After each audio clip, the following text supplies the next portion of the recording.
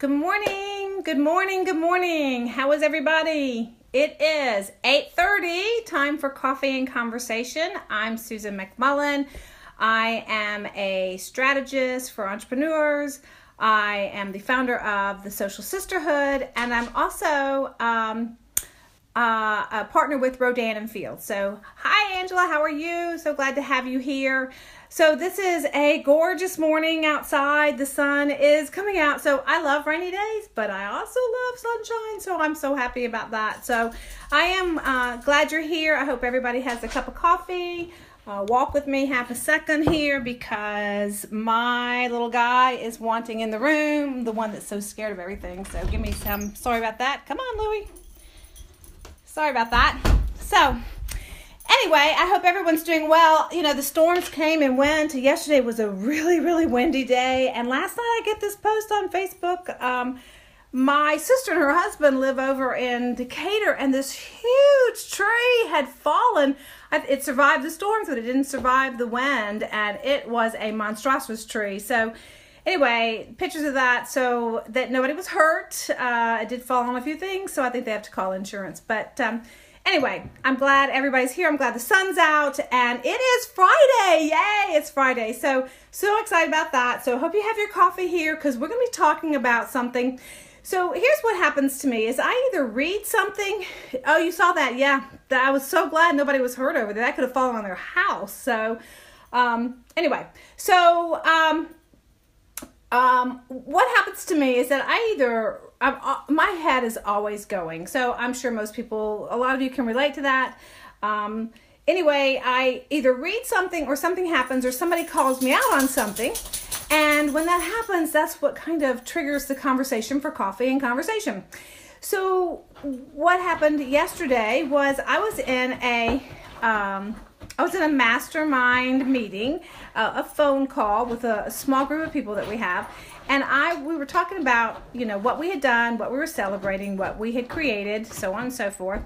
And one of the comments I made was that with the Social Sisterhood, I didn't really create that to make money off of that. I created it because I wanted the camaraderie, and I wanted women to be around, and I wanted to create community and things of the such.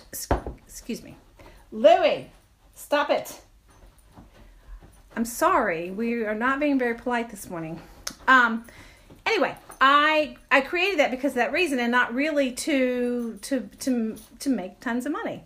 So later on, I get a phone call from my friend who says to me, you know, you have some really limiting beliefs, and you put limits on yourself.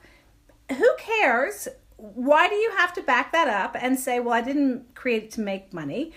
Just say I created it, and then let it go and let the universe take on its own whatever it wants to do with it. So oftentimes I feel like that we are afraid to really ask the universe for what we want. It may make us sound it may make us sound greedy or selfish or whatever that may be. I don't really know, but we always put those limits on ourselves.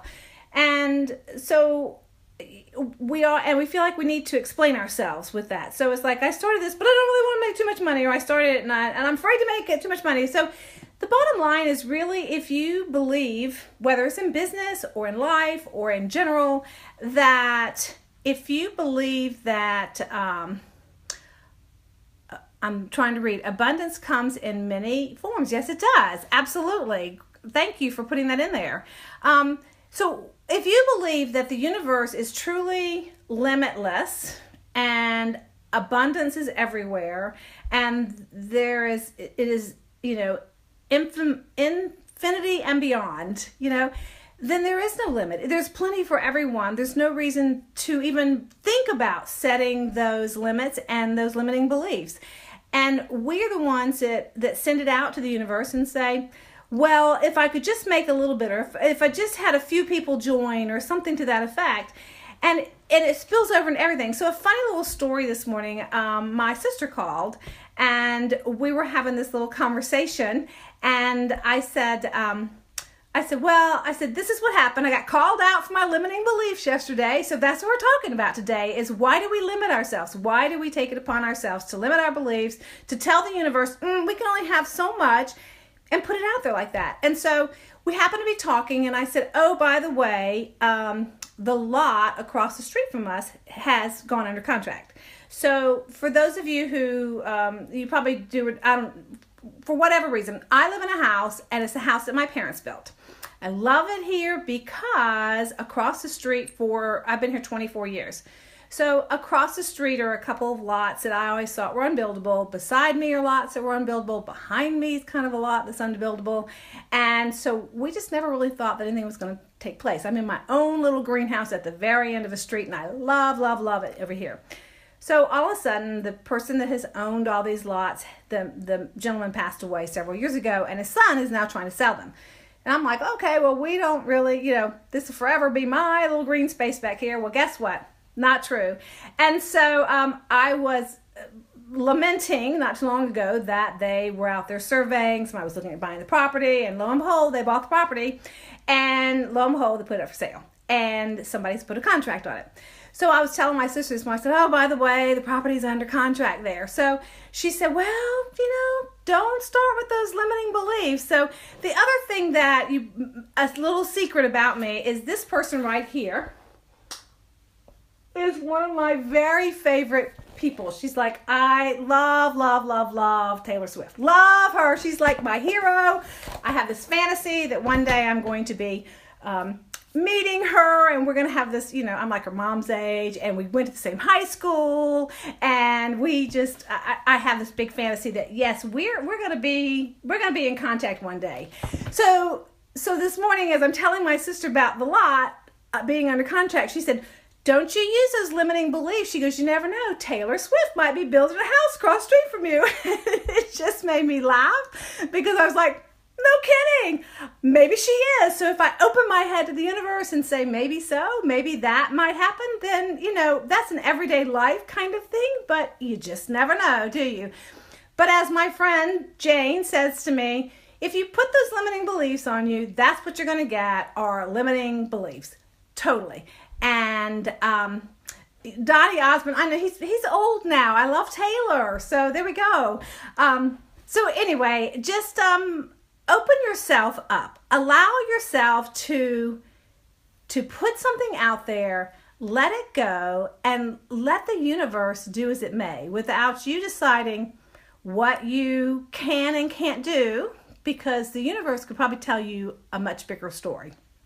So again, I'm talking to myself as much as I'm talking to you, but I think that if we could get rid of these limiting beliefs, then the world would be such a bigger place because we'd have such expansion with the things that we could do together, by ourselves, but together, and just and use, we're all so talented and gifted, and the world's a bigger space, and we just sometimes can't think that big. So instead of trying to say something and put a limit on it, put it out there what you want, and the universe will take care of it.